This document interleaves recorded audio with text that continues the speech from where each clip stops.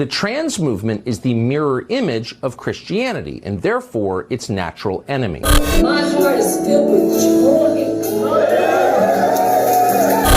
The trans movement is targeting Christians, including with violence. Most Christian leaders in this country don't want to admit that. Admitting it might force them to take deeply unfashionable positions. Marjorie Taylor Greene, one of the most embarrassing and shameful members of Congress, without any evidence whatsoever, claimed that transition hormones or medications for mental illness were a factor in the Tennessee shooting, and that, quote, everyone can stop blaming guns now. No, we won't.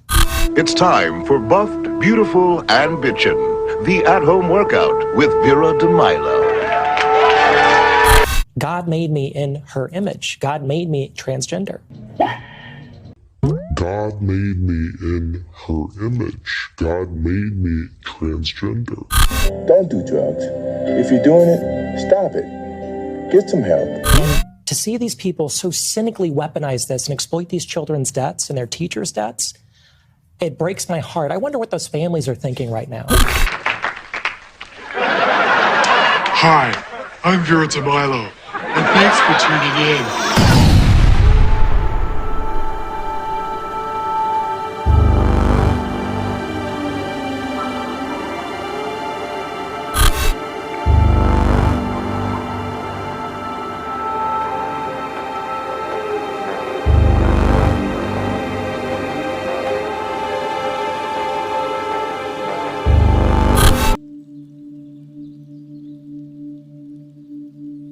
Salute and welcome back to Unknown Soldier Radio. And I'm Dog Tags. Yeah. Salute to the soldier Big Mike Hill, who unfortunately lost his death to a transformer in the Nashville, Tennessee shooting. Yeah, your death was not in vain, my brother. The fight will go on. You know what I'm talking about? So, in an article by the Tennessean, a Nashville, Tennessee newspaper, an article was written, and the quote I'm about to read is by Brittany Hill, Big Mike Hill's daughter, one of 8 children by Big Mike. Big Mike has a total of 8 children, and he also has 14 grandchildren. Salute to the soldier. And the quote from the Tennessean, written by Brittany Hill, one of Big Mike's daughters, reads as follows. Today, my dad lost his life at the Covenant School/church, a job that everyone knows he loved. I have watched school shootings happen over the years and never thought I would lose a loved one over a person trying to solve a temporary problem with a permanent solution. You can't make this shit up. So here we are in 2023. We're not even out of March yet, and we've had 128 mass shootings, 13 school shootings, 74 deaths and or including injuries. Now at the Covenant Christian School, you've had a black heterosexual man get his life taken by a she that wanted to be a he or a female presenting as a male. If I were the man I was 5 years ago, I'd take a flamethrower to this place. Get to the chopper! You know, I almost regret having ever read the Bible. And I'm going to tell you why. It's because it seems like the more the more wisdom that I have grown to accumulate, it's like it's all for nothing. And as much as I know, I realize and know that I know nothing. Everything I know is like a particle of sand on a beach, and I can accept that. And this whole this particular case right here, this shooting, there's so many layers to this. This is a perfect storm, so to speak, because you have politics, sex, and religion all embedded or encapsulated within the same story. And so this religion thing, like if 80% of women believe that or practice Christianity, but 80% of women, especially in the black community, are single mothers, and the divorce rate in the United States is over 50%. And if people get married under the spiritual protection and leadership of God, then those people who get divorced, where is God in divorce?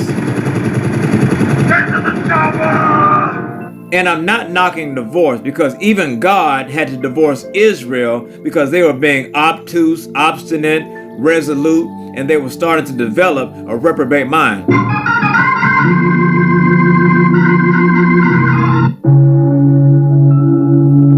So it's like everybody in modern society of today, their mind has been seared in foolishness. You can't make this shit up.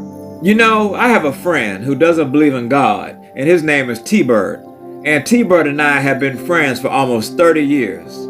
And T-Bird is a certified electrician, been a member of the IBEW for as long as I can remember. And he doesn't believe in God, but I'm gonna tell you a story about T-Bird. When we first met, he told me that, you know, after he told me this story, I never jugged at him for the story, but the story goes like this. So T-Bird, the electrician, was out on a power line. He was replacing a transformer out on a telephone pole, and he got electrocuted. And when he got electrocuted, he was telling me the story, and the first words came out of his mouth was what? He was like, "Oh God!" You can't make this shit up. And to this day, I still never ever bring that up. You know why I never ever bring that up? It's because deep down I know that he knows or has some type of inkling that there is something greater than himself. No matter how much we disagree, but we never argue. But then on the flip side of that, I have friends who are in the church, go to church. I have friends that lead churches, are pastors, ministers, evangelists. And we fell out. Well, I didn't fall out with them. They fell out with me because of something that we may have disagreed with in the Bible. And the funny thing is, the thing about the Bible is, in 2 Timothy 2:15, it says that if you have any disagreement or discord among you between brethren as it regards to the Bible, it says to rightly divide the word of God or the word of truth. And the word rightly divide is orthotumauta in the Greek. It means right or proper. And tumauta means to cut. So literally you have two words within one. Ortho meaning rightly dividing, and tumauta, which means to cut. And the point I'm leading to is the fact that we have to rightly divide, orthotumauta, rightly divide, cut our way into the truth pertaining to each of the conversations under the individual categories of politics, sex, or even religion.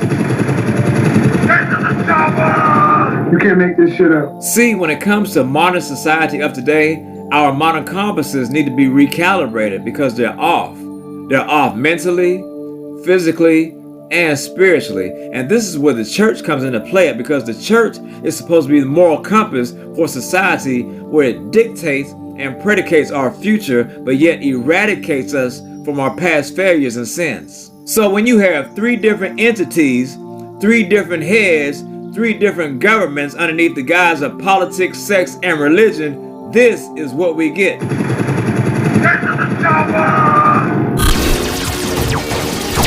RC, Megatron's getting away. Don't worry, Optimus. I'll stop him.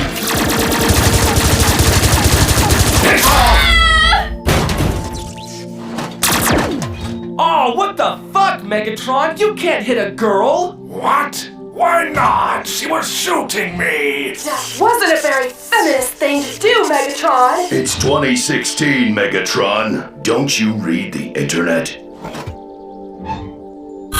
Gentlemen, I've been doing a great deal of research, and I've decided the Decepticons need to become more politically correct.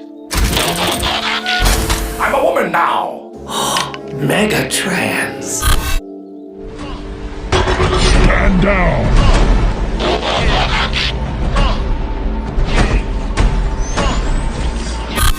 You can't have your cake, or in this case, penis, and eat it too. Salute! From Dog Tags.